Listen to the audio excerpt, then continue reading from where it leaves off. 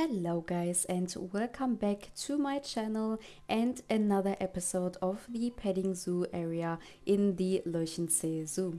And in today's episode we are going to build the last habitat of all the animals, and this is going to be for the llamas and the alpacas. And we are also going to have some free roaming chickens in here. So let's get started.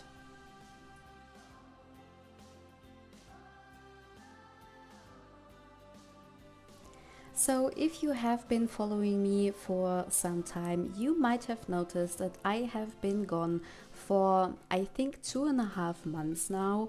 And if you have been following me for a little longer, you might know that I sometimes disappear for a couple of months.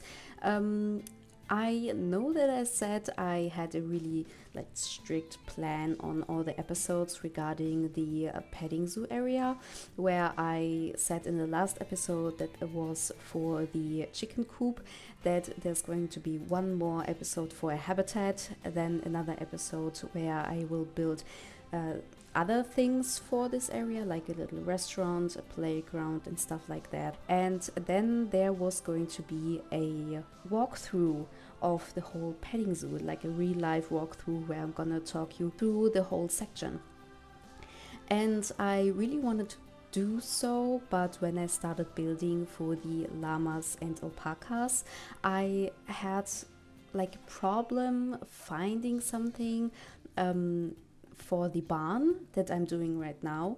This barn that you see right now is something that I built like a couple days ago, so I haven't touched PlanetZoo for 2 months. I tried doing the barn for the alpacas and llamas, and at first I really couldn't decide what style of barn I wanted to go for.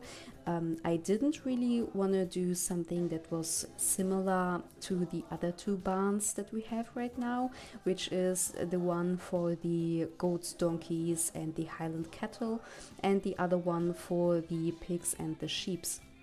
So it had to be something different. I wanted to do something like in a different color. We had green and red now, so I wanted to do something else. And then I started to build something, and I really liked it. It is something similar to the one that I do right now, that you can see with the bricks and then the exposed logs, but I didn't use the brick walls, but the like plastered or mud walls it was. And I really liked this building, but when it was almost finished and I was looking at it, I was like, this feels a little bit too disconnected from all the other buildings that I have in this section. I really liked the outcome of it and I wanted to reuse it at some point in another area, but for this area it just didn't fit too well. So I decided to do something else then. So I started again with another barn. So I tried to do something like a more traditional barn, but with the colors blue. And then I was starting, but I didn't really feel it, I didn't really like it, and I also thought that it might have been too similar to other two blue barns that I saw from other creators, and I didn't want to look like I was copying it, so I also threw away that idea of the blue barn. And then I was hard stuck with this barn for the llamas and alpacas, and I didn't really know what to do, so I was like, okay, I'm gonna skip 1 week of the video. And I wanted to skip this one Friday where I was supposed to upload this episode, and then from 1 week it came to 10 weeks and I wasn't doing anything in PlanetZoo. And now that I was on vacation, I kinda got back my motivation and inspiration, so I started to build something, and I really quickly found a picture of a building similar to the one that I'm doing right now, with the exposed beams but with brick walls, and I really liked that. It was like a cute little old barn, but not looking like a super traditional red barn. So I really liked that, and I started building. Since I already did something with these exposed beams, I yeah, already had like a little bit of knowledge on how to do it, so it was really quickly, honestly, to do so. And I really like the end result. Also, the interior of the barn looked really pretty, so that was so much easier to do so. And sometimes I just need like a little breaks, and by little I mean like 1 to 3 months, I guess, how it looks like. But yeah, I am back now, and I will be uploading videos now. And I try to be a little bit more consistent with my schedule if possible, because I feel like every time I want to skip 1 week, I end up skipping multiple weeks, because I cannot seem to just get back to the game and start building again. So I try to be more consistent, but yeah, sometimes it just doesn't work out, and sometimes you take a break. But I will come back every time at some point, but this point might be a little bit longer in the future sometimes. And just in case you might be wondering why I sound a little bit out of breath, it is because I have COVID, or had COVID, since the beginning of last week. So I am a little bit out of breath. It's a little bit harder for me to not really talk, but it's just all a little bit harder. So don't you worry, I am fine. I had like the worst is already over, but I'm still a little bit out of breath, and that might be why I sound a little bit weird right now, but don't you worry. So as you have seen, we started building the barn, and within the barn I kept it really simple. We have 4 separate little holding pens, because we have 2 different species, and I also wanted to have these little separation pens that go out into like a little outside separation pen, just in case one of the animals or multiple animals would need to be separated from the group, so they can still have a little outside area where they can just chill out. So I did that, and then 2 normal like sleeping pens where the animals would go in the night. All of the pens are equipped with straw bedding, a little hay feeder, a water source that I custom made, and of course a little bucket that is hanging on the barrier, where the staff can fill in some goodies for the animals to eat. And of course, all the barriers, doors, and also these sliding hanging barn doors are all custom made and blueprinted, so you can find them in the workshop on Steam. They will be linked down in the description below, so you can check them out and download them if you want to use them in your own game. Of course, you will also find the whole barn with all of the interior in my workshop, and also the whole habitat. So definitely check out the description down below and go ahead and follow my Steam workshop, because I am fairly active on there too, so you don't miss any of the cool blueprints that I'm going to release. When it came to designing the outside of the habitat for the llamas and alpacas, I really quickly decided to not do a walkthrough habitat. We already have 2 in the petting zoo area. One is the donkey and goat habitat, the other one is the sheep habitat. And I know that the alpaca, I'm not quite sure about the llama, but that they have the guest interaction animations. But personally, I know that, oh, I don't mean I know, but I was on a alpaca like hike, or not really hike, but it was more like a walk, and where we basically, everyone got their own little alpaca, and we went on a little walk with them, which was really, really nice and really cute. But there I learned that alpacas are like distant animals. They don't really enjoy being close to humans or being like pet all the time. Of course, it varies from animal to animal. There might be alpacas that really like being pet, but there we learned that these animals don't normally like being too close to humans. Of course, it is fine for them going on a walk with humans, otherwise the people wouldn't do so. But if the animal doesn't want to be pet, it doesn't want to be pet. And that basically makes the alpaca not really the best petting animal, or also the animal for the best walk-through habitat, in my personal opinion. So that's the reason why I thought that these animals might be better to just look at from the fence and not really inside the habitat, because the animals, they will spit if they don't want to be touched, or like, I don't know, in kids or people in general being too close and bothering them, so they will spit. And I believe there's also a spitting animation in the game, which I would honestly kind of love to see, because I think this really sounds like fun. But those are the reasons why I decided not to do it a walkthrough habitat. And since we already have 2 of those in this petting zoo section, I thought that would be more than enough. So I decided to make it a normal just look at animals.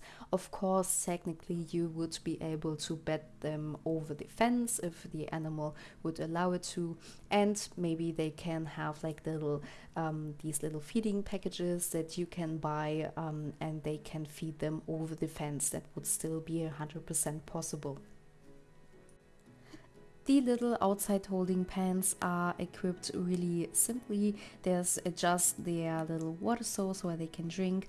The animals normally wouldn't be in there for too long, so I didn't really feel like doing it too much, and I kept it really simple because the animals would just be kept in there, for example, for maintenance, or if one of the animals is sick or hurt, so they don't move around too much on the big patio that they have. So I decided to make it really simple and also relatively dry, and not really grassy, because I feel like if the animals are kept in there, they would walk around a lot in there and just stomp and eat all of the grass that would be in there. So I kept it really simple and relatively dry, and I just use some few like a little bit greener plants, like for example around the water source, because there it would be relatively moist and the animal wouldn't be able to really get to the plants, so there they would grow a bit better than in the open. So that's why I did it the way I did. And then of course I also did a custom outside fence. This time I didn't use the barnyard animal pack fences because I already used those and I wanted to do something else, and I felt like doing it a little bit more cohesive to the interior of the barn, so I used these same planks.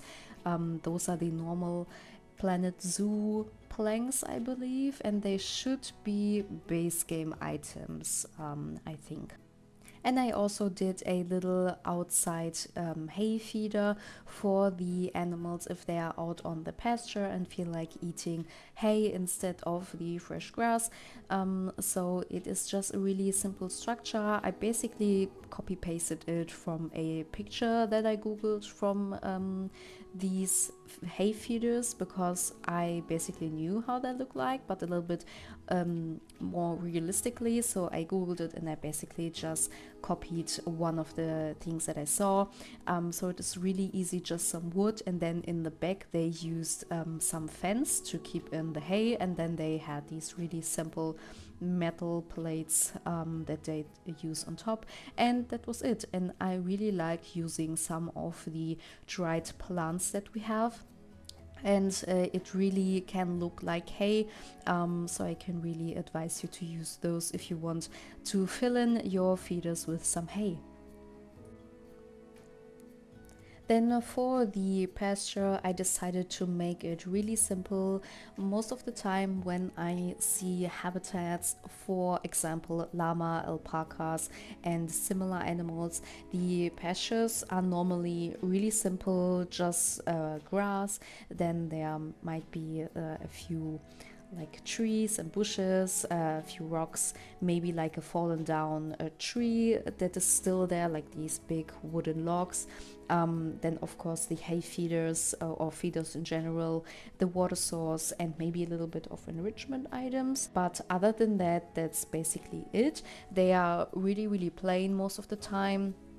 I don't really enjoy the look of really plain pastures in the game, but since I also want to do it realistically, and this is not something like crazy habitat, this is just a really simple pasture in the petting zoo area, so I also decided to make it as plain as possible, but not where it is just grass, a few trees, and then the enrichment items.